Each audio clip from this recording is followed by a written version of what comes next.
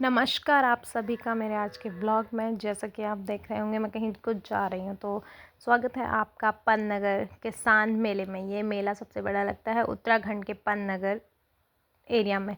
ये लगता है इंजीनियरिंग कॉलेज के अंदर एक ग्राउंड है, वहाँ पे ये बहुत बड़ा मेला लगता है, जहाँ पे आपको तरह तरह के बहुत सारे फलों के पेड़, फ्लावर्स के पेड़ और बहुत सारे ट्रैक्टर्स, मशीन, बहुत सारी चीज़ें आपको देखने के लिए मिलेंगे। ज़्यादातर लोग यहाँ पे पेड़ खरीदने आते हैं, चाहे वो आम का पेड़ हो, लीची का पेड़ हो, आंवले का पेड़ हो, सारे पेड़ यहाँ पे बहुत बढ़िया मिलते हैं।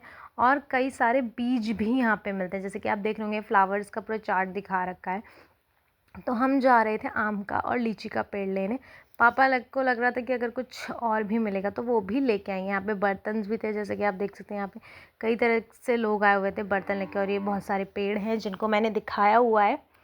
और ये यहाँ पे लोग बहुत दूर दूर से आते थे पेड़ लेके भी और लेके जाने के लिए भी, क्योंकि जो फेयर होता है यहाँ पे ज़्यादातर सारे आसपास के एरिया के लोग आते हैं।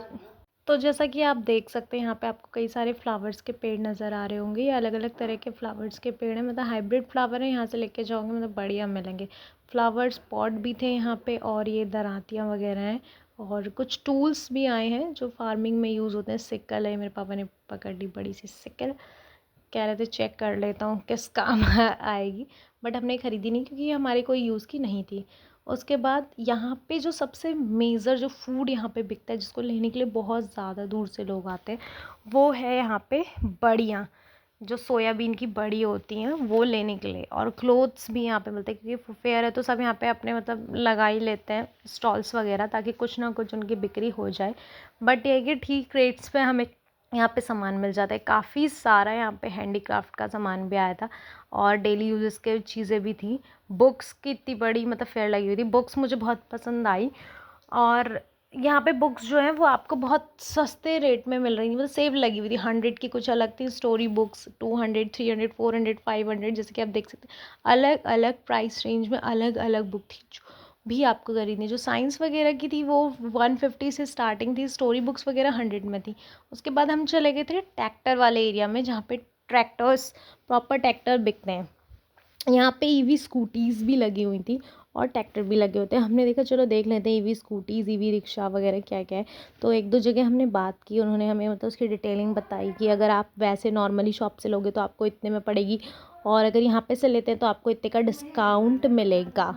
तो ये कुछ ईवी स्कूटीज़ थी जो हमने वहाँ पे चेक करी, और उसका प्राइस भी लिखा हुआ है 62,000। वो कह रहे थे अगर आप शॉप से करेंगे तो 72,000 की पड़ेंगी। ये ट्रैक्टर था, ख़रीदना तो नहीं था, लेकिन हमने सोचा चलो एक बार देख आते हैं, क्योंकि मिनी ट्रैक्टर्स वगैरह भी यहाँ पे काफ़ी आते हैं।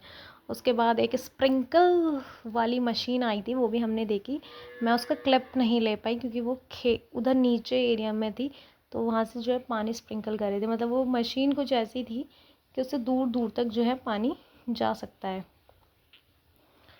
और फिर हमने ट्रैक्टर्स देखने के बाद हम चले गए थे, ये थी वो स्प्रिंकल की मशीन। और उसके बाद हम वहाँ से आगे चले गए थे, क्योंकि फिर हमने देखे बहुत सारे हैंडीक्राफ्ट्स वाली चीज़ें थी, जो टोकरी थी, लैंप थी, ये जो रेड और वाइट था। और फिर हमने सोया चंक्स और बड़ी का तो मैंने पूरा थैला ही ले लिया, और उसके बाद हम चले गए घर को। Thanks for watching our blog. Please like, share and subscribe. Bye bye.